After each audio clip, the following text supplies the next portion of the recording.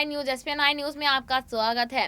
देखिए, आपको बता दें कि गुजरात का चुनाव इस बार काफ़ी ज़्यादा अहम है और ऐतिहासिक भी होने वाला है, क्योंकि इस बार गुजरात में 3 पार्टियां हैं, आम आदमी पार्टी, कांग्रेस और भाजपा। इसी बीच आपको बता दें कि आज गुजरात की ज़मीन पर सचिन पायलट ने उतर कर एक बड़ा भाषण दिया। इस भाषण को सुनिएगा और हमें कमेंट बॉक्स में बताइएगा कि आखिरकार आपको क्या लगता है, क्या गुजरात के अंदर इस बार कांग्रेस आने की पूरी तैयारी है या नहीं। देखिए हमारा ये वीडियो।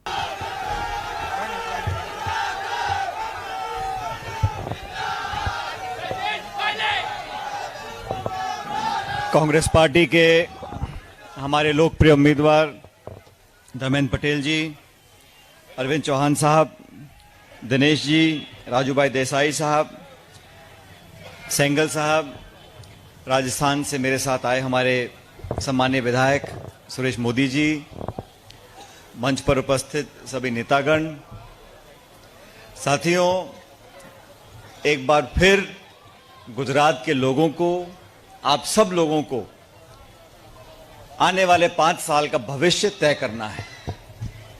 ये चुनाव बहुत महत्वपूर्ण है। 5 तारीख को वोट पड़ेंगे। और अभी देवेंद्र भाई का मैं भाषण सुन रहा था, मैंने उनसे पूछा, मैंने कहा आप उम्मीदवार हो, आप इतना शॉर्ट में भाषण दिया है आपने, तो उन्होंने कहा जनता मेरे को अच्छी तरह जानती है, मैं कितना काम किया नहीं किया, मेरे को भाषण देने की जरूरत नहीं है, मेरे को सब पहचानते हैं, जानते हैं। और आज जो माहौल मुझे दिख रहा है, आज की सभा में हमारी माताएं बहनें बैठी हैं, इस बात का प्रतीक है कि इस नौजवान व्यक्ति ने आपके बीच में मुश्किल समय में, कठिन समय में अपनी सेवाएं दी। प्रदेश में सरकार बीजेपी की है, केंद्र में सरकार बीजेपी की है, सांसद बीजेपी के हैं, विधायक बीजेपी के हैं, लेकिन फिर भी इस क्षेत्र में तन मन धन से आपके बीच में दुख और सुख में धर्म भाई खड़े रहे। और आज आप लोगों की जिम्मेदारी है कि 5 तारीख को जब वोट पड़े तो कांग्रेस के हाथ के निशान पर वोट डालकर इस विधानसभा क्षेत्र से हमारे छोटे भाई देवेंद्र भाई को जिताकर आपको भेजना है, विधायक बनाना है। और आप सबने 2019 के अंदर जब उपचुनाव था, जब पूरी प्रदेश की सरकार की ताकत लगी थी, तब बहुत कम अंतर से ये रह गए थे।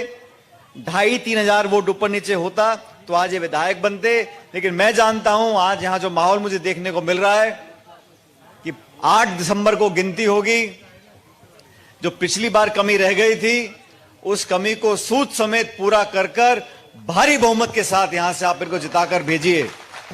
आज पूरे गुजरात में, पूरे देश में जो चर्चा होती है, चर्चा होनी चाहिए मध्यम वर्ग की, दुकानदार की, किसान की, नौजवान की, गरीब की, पिछड़े की, दलित की, आदिवासी की, महिलाओं की, बुजुर्गों की। उनके जीवन को कैसे बेहतर बनाया जाए, महंगाई को कैसे कम किया जाए। गैस का सिलेंडर 1100-1200 रुपए का बिक रहा है, पेट्रोल डीजल 100 रुपए पार कर गया, डॉलर की कीमत 80-85 रुपए हो गई। इसको समझने संभालने वाले लोग नहीं बैठे हैं।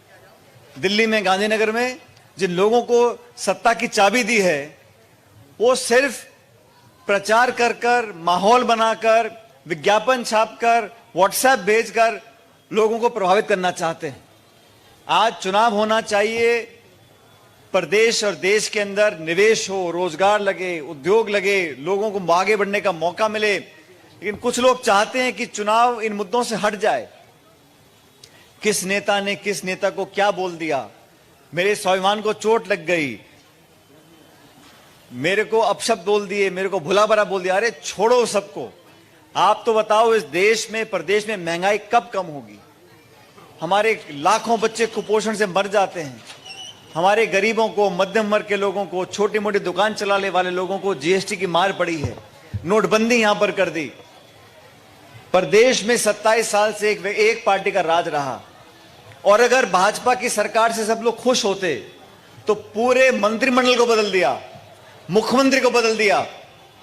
और आज चुनाव में प्रधानमंत्री जी, गृह मंत्री, रक्षा मंत्री, सब देश के मुख्यमंत्री यहां पर पड़े हैं। अगर गुजरात की सरकार के काम से लोग खुश होते तो क्या जरूरत थी प्रधानमंत्री जी को रोज यहां पर आने की, क्या जरूरत थी रक्षा मंत्री, गृह मंत्री को यहां पर आने की। अगर मुख्यमंत्री के काम से, सरकार के काम से, मंत्रियों के काम से विधायकों के काम से भाजपा हर चुनाव में अपने वर्तमान विधायकों का टिकट काट देती है, अपने मंत्रियों को हटा देती है, मुख्यमंत्री को हटा देती है। कोई जवाबदेही नहीं है। आपने 4 साल काम किया, आपको हटा दिया, अब सवाल किससे पूछोगे? बार बार मौका देते हैं और जितनी उम्मीद है उसके अनुरूप काम नहीं हो पाता। अभी हिमाचल प्रदेश में चुनाव हुए, मैंने कई दिनों तक वहां पर प्रचार किया।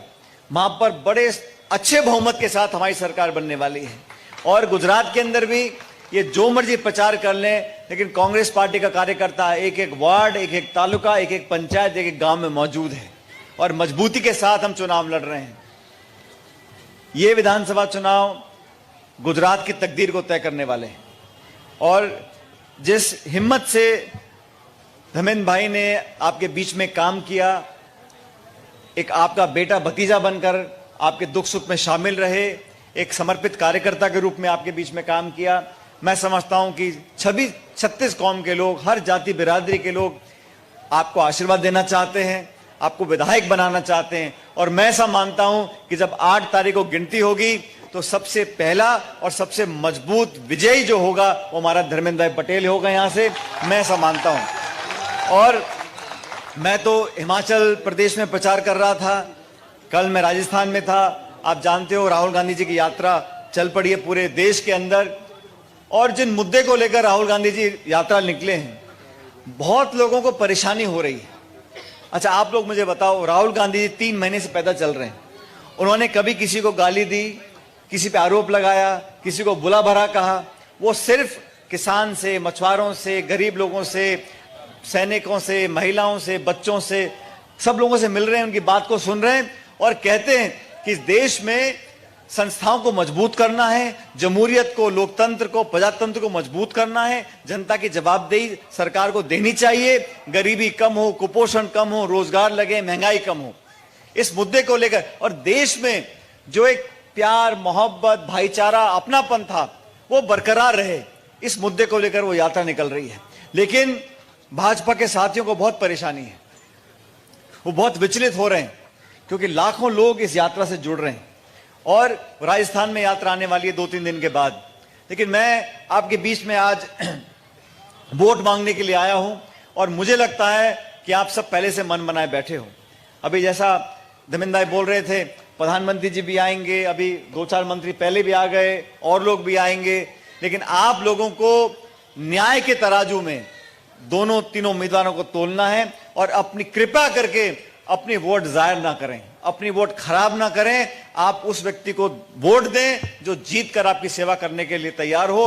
और मैं जानता हूं कि यहां से विधायक बनेंगे, भारी बहुमत से देवेंद्र भाई बीत कर जाएंगे और आप लोगों की सेवा के लिए हमेशा वो काम करते रहेंगे। बदलाव की हवा हर जगह है, हिमाचल में सरकार हम बनाने वाले हैं और गुजरात में भी जो परिणाम आएंगे चौंकाने वाले आएंगे। ये जो हवा में सब घूम रहे हैं, 27 साल तक काम करते करते अब तुमको लगता है कि जनता से वोट मांगना ही बेकार है, जनता हमारी जेब में है, चुनाव से पहले आएंगे, 2-4 बड़े बड़े इवेंट करेंगे, अखबार में, टीवी में, मोबाइल में अपना फोटो दिखाएंगे और वोट ले जाएंगे।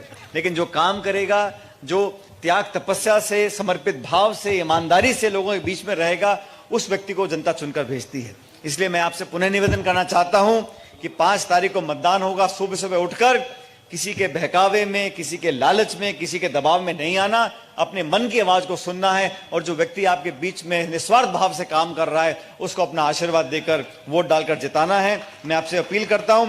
इसलिए सभी समाज के लोग, चाहे वो राजस्थान के हों, चाहे वो गुजरात के बाहर के हों, यहाँ के हों, स्थानीय हों, दलित हों, पिछड़े हों, मध्यम वर्ग के हों, अगड़े हों, किसी जातीय बिरादरी के हों, सब बातें भूलकर, और ये बहुत पुरानी बात हम कहते आए हैं, जात पे ना पात पे मोहर लगेगी हाथ पे। इसलिए हाथ पे वोट डालकर भारी बहुमत से 5 तारीख को जिताएं। और मैं बड़ा सौभाग्यशाली हूं कि मुझे आज इस चुनावी कार्यक्रम के बहाने आप लोगों से मिलने का मौका मिला, आप लोगों से आशीर्वाद लेने का मौका मिला। तमाम साथियों ने मेरा स्वागत सत्कार किया, मैं उसका बहुत आभारी हूं और परमपिता परमेश्वर से कामना करता हूं कि आप लोग हमेशा मुस्कुराते रहो, फलो फूलो, आगे बढ़ो, आपके बच्चे तरक्की करें और आपकी झोली में भगवान ढेर सारी खुशियां रहे। बहुत बहुत शुक्रिया। जय हिंद, राम राम साहब। तो आपने हमारा ये वीडियो देखा, वीडियो देखकर हमें कमेंट बॉक्स में जरूर बताइएगा कि गुजरात में इस बार किसकी सरकार, कांग्रेस, आम आदमी पार्टी या फिर भाजपा। आज के लिए इतना ही, फिर आपसे मुलाकात करेंगे किसी दूसरे मुद्दे पर। तब तक के लिए देखते रहिएगा SPN 9 न्यूज। धन्यवाद।